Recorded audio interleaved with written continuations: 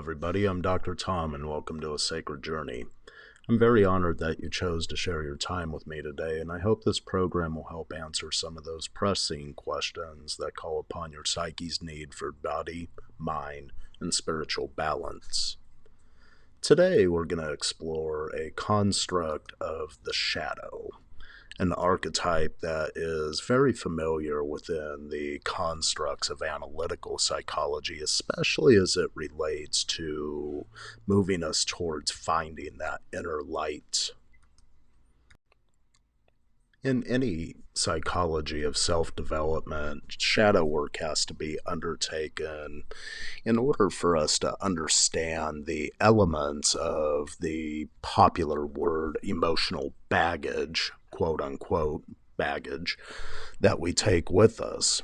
Well, what is the baggage that we carry along with us? Some of the baggage is locked in the storylines of the past that we carry with us. This baggage is something that we have easy access to in analytical psychology as well as psychoanalysis. This is the realm of the unconscious. It's the storylines, the feelings, the emotions, the thoughts, all that may not be actively present to our conscious mind in the moment. As it relates to the stories that help form these elements of the mind and their effects on the current moment as well as future fears or anxieties that may be present.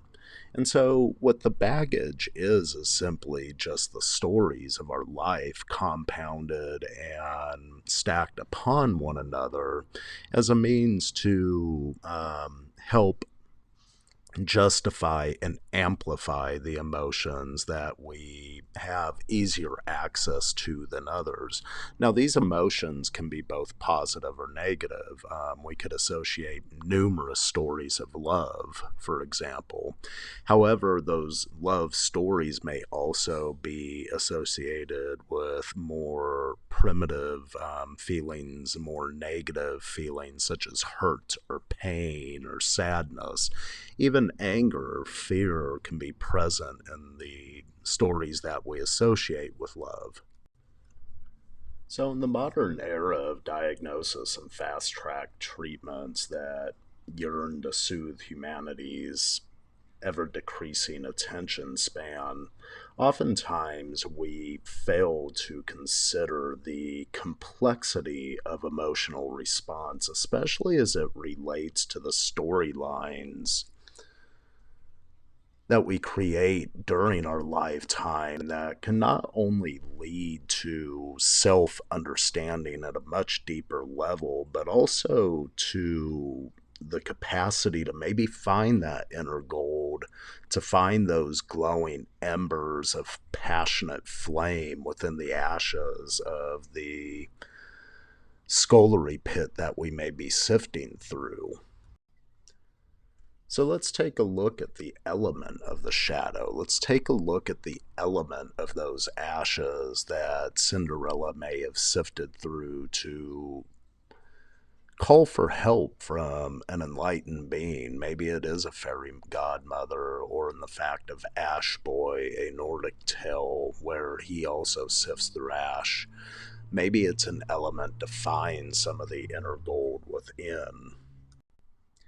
In the modern era, and especially in the medical field of psychology and therapeutic treatment, we tend to focus on methodologies that solely examine symptoms or problematic behaviors a person may feel.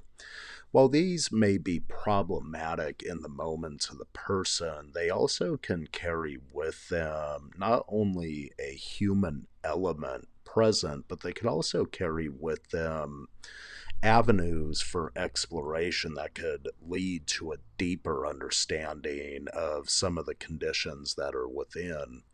I believe full heartedly that we are collective beings. Now, I'm not saying this in the manner that each person is a part of another person, because we all live very individual lives. However, there is collective plights that we undertake, much like the trees to undertake a collective plight to aspire to their life-giving force, the sun. And I don't think we as humans are any different, even though there may be some small minor differences in the context of storylines that are present for the individual. If we go back to shamanic times, or even in the times where religious practices or spiritual practices were more acceptable than they are in modern science, especially as it relates to medicine, we'll see that practitioners from these forms of medical knowledge or spiritual knowledge helped individuals to cope with, and maybe that's the wrong word, because to cope seems like you just have to give into it, that it's a negative aspect and maybe you just have to accept it. I won't go with cope. I'll go with something like thrive with, because what happens as we sift through the ash doesn't go away, it's there. What we have the possibility with is to remove the hidden lessons from that ash to find those burning embers of passion that's present. Modern methods of science are very eager to fast track the diagnosis, label the phenomenon, and even throw at it what may be ad hoc treatment methodologies to attempt to alleviate the immediate urgency of whatever symptoms being present, whether it be depression, anxiety, fear, relational problems, or even seeking out personal meaning about the life we're creating. Are these things that need curing? I don't know. Sometimes they may simply be a condition that drives the storyline of one's life to learn the lessons needed to create dynamic growth towards one's potential. And when we don't honor the shadow of these elements present and we only seek the light, we run the risk of engaging only a unipolar aspect of the archetype that's present. We only look towards the light but deny everything that's in back. And when we do this, it can sneak back up on us.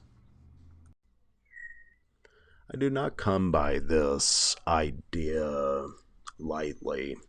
Even within the staunch tenets of science that we see so actively promoted these days, there's an aspect of pure subjectivity present, especially as it relates to trying to sway and manipulate human behavior with psychological and or statistical ideas to create movement towards what's wanted as an outcome. And for me, this is ethically wrong, especially as it relates to the use of mass psychology to promote ideas that may go against one's personal developmental story.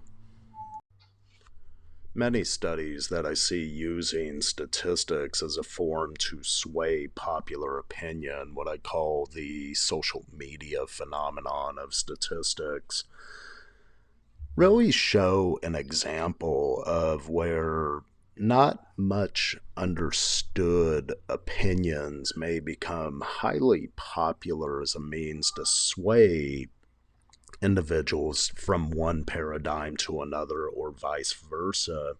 Yet, when they're looked at and examined more closely, you begin to see the subjective nuances, especially as it relates to the money trail that's paying for the analysis present. This is a pure shadow of not only the aspects of business that may prompt and promote studies in the nature for whatever outcome that they're looking for, but also the way that statistics can be utilized to manipulate the human shadow of the individual as a means to pull them away from what may be a light giving source in their own personal life. As Mark Twain once said, there are lies, damned lies, in statistics. I've also heard that statistics are easily bought on the auction block for the highest bidder. And that really leads into an element of the golden rule. And no, I'm not talking about the rule that is so pressing and should be prevalent in our society: do unto others as what you would want done unto you. No, I'm talking about the other one. The person with the gold makes the rules. And this is a sad facet of what we see, how statistics and the tenets of science, which are very different than statistical analysis, are used to manipulate human behaviors in modern times. Now, every person has a shadow, but each entity, each business, each government, each hierarchical social order has a shadow within itself also. Now, there's overarching beliefs that are present within these shadows. People that are raised within a village, within a community, within a state, within a nation, all of these individuals, they have different elements of cultural shadows they may be dealing with. And this is fine because sometimes the collective shadow does integrate within the individual shadow, and it creates some of the shadow work needed to begin to find not only individual light to take that first step, even though we may not have knowledge of what the total outcome is. But nevertheless, we take that first step, we create incremental change within, which in turn can create incremental change outside. Now, Mother Teresa, and I'm paraphrasing her within this, also caught on to this aspect. There's incremental change that can occur as it relates to the globe, to the world, if we go home and love our individual families. Now, this is paraphrased from a speech that she gave, and it's also a popular quote. But when we begin to talk about elements such as this, there's a presence of the need to love at the small level first, to make sure that our own affairs are in order before we begin to look at going after the affairs of others. Now, this is a difficult task because many, in fact, most, are externally oriented. They aren't internally oriented. Going inside into the shadow can create a very scary experience because no one wants to dig around in that baggage. A lot of times it's associated with pain and hurt. There's lost love. There could be lost loved ones. There could be bad feelings or storylines even associated with lost loved ones, which can make the trauma complex. So what can we do? Author Walt Whitman once said, "Keep your face always towards the sunshine, and shadows will fall behind you." I think there's a lesson here. The sun is a life-giving force, although to chase light without honoring the darkness present is a one-sided adventure.